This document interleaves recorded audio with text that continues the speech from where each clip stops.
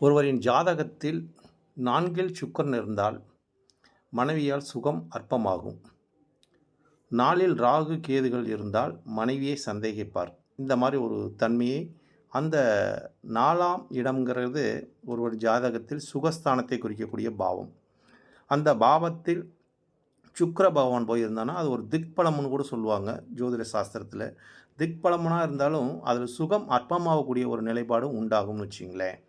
அதனால் இந்த 4ஆம் பாவத்தில் சுக்கிரன் இருப்பது அவ்வளோ ஒரு சிறப்பு இல்லை என்று அவருக்கு ஒரு சந்தேக நிலைப்பாடு இருந்து கொண்டே இருக்கும். ஏன்னா சுக்கிரன் என்பது மனைவியை குறிக்கக்கூடிய கிரகம். சந்தேகிப்பவர் கணவராக இருப்பார். அப்போ கணவன் மனைவிக்குள்ளே ஒரு சந்தேகத்தை ஏற்படுத்தி கொண்டு இருக்கும் 4ஆம் இடத்தில் இருக்கிற சுக்கிரன்.